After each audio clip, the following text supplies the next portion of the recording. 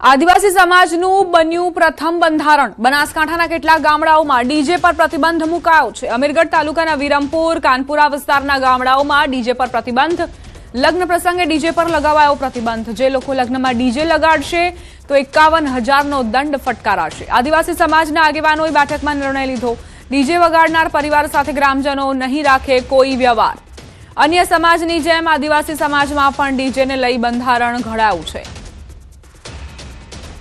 સંવાદદાતા કિશોર જોડાઈ ગયા છે વધુ જાણકારી સાથે। કિશોર, આ પહેલા ઠાકોર સમાજે બંધારણમાં ડીજેનો ઉપયોગ પર પ્રતિબંધ લગાવ્યો હતો અને હવે આદિવાસી સમાજે પણ કંઈક એવું જ કર્યું છે, શું જાણકારી?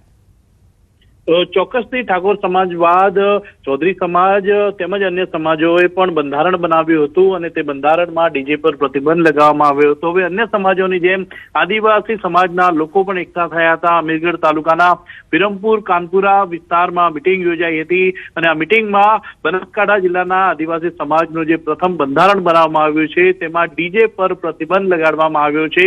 લગ્ન પ્રસંગે ડીજે પર આ પ્રતિબંધ લાગ્યો છે। જે લોકો લગ્નમાં ડીજે વગાડશે તેના પર 51,000નો દંડ પણ નક્કી કરાયો છે। તે ઉપરાંત લગ્નમાં ડીજે વગાડનાર પરિવાર સાથે ગ્રામજનો કોઈ વ્યવહાર નહીં રાખે તેનો પણ નિર્ણય આદિવાસી સમાજના આગેવાનોએ આ બેઠકમાં લીધો છે। અન્ય સમાજોની જેમ આદિવાસી સમાજે પણ બંધારણમાં ડીજે ને લઈને પ્રતિબંધ મૂકવામાં આવ્યો છે। તેને લઈને આ આદિવાસી સમાજનું બનાસકાંઠા જિલ્લાનું પ્રથમ એવું બંધારણ છે કે જેમાં ડીજે પર પ્રતિબંધ મુકાયો હોય। જી આભાર કિશોર, જાણકારી આપવા માટે। રાજકોટના એક કારખાના માલિકને ફ્રેન્ડશિપ એપમાં મિત્રતા ભારે પડી છે। વાત ધોરાજીની છે, જ્યાં જૂનાગઢ રોડ પર રાધે એન્જિનિયરિંગ નામે કારખાનું ધરાવતા પારસભાઈ સોજિત્રા થોડા મહિના પહેલા એક ફ્રેન્ડશિપ એપના રવાડે ચડ્યા હતા। આ એપ પર આવેલો એક હાયનો મેસેજ તેમને સીધો હની ટ્રેપની ખતરનાક જાળમાં ખેંચી ગયો। ગત 22મી એપ્રિલે ટોળકીએ અગાઉથી રચેલા કાવતરા મુજબ પારસભાઈને કોઈ ખાસ વ્યક્તિ સાથે મુલાકાત કરાવવાના બહાને ઉપલેટા નજીક એક વાડીએ બોલાવ્યા હતા।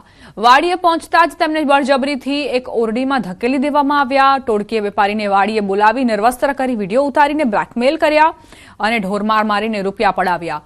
પહેલા 1,500 રૂપિયા રોકડા આંચકી લીધા અને ત્યારબાદ ડરાવી ધમકાવીને ગૂગલ પે મારફતે 1 લાખ રૂપિયા ઓનલાઈન પ્રતિક ગજેરાના ખાતામાં ટ્રાન્સફર કરાવી લીધા। આરોપીઓ અહીંથી જ ન અટક્યા। તેમણે વેપારીને વધુ ડરાવવા માટે આરોપી ચિરાગ પટેલે દવા પી લીધી હોવાનું નાટક રચ્યું। હોસ્પિટલ અને એમ્બ્યુલન્સના ખોટા બિલ મોકલીને તેમણે વેપારી પાસે વધુ 3 લાખ રૂપિયાની માંગ કરી અને જાનથી મારી નાખવાની ધમકી પણ આપી। આખરે ભોગ બનનાર યુવાને ધોરાજી પોલીસ મથકમાં ફરિયાદ નોંધાવી। ધોરાજી પોલીસે આ મામલે 2 મહિલા સહિત 7 લોકોની ગેંગ પૈકી 4 આરોપીઓને દબોચી લીધા। દરેક આરોપી હવે પોલીસના ધરપકડમાં છે અને તપાસ ચાલુ છે। અમારો સંદેશ દરેક વ્યક્તિ માટે એવું છે કે તમે કદાચ કોઈ હની ટ્રેપિંગ સ્કેમમાં અથવા બીજા કોઈ એવા માણસોથી બ્લેકમેલ થઈ રહ્યા છો તો એમાં કોઈ ગભરાવાની વાત નથી। તમે પોલીસ પાસે આવી શકો છો। તમારી ઓળખ ગુપ્ત રાખવામાં આવશે અને પોલીસ દરેક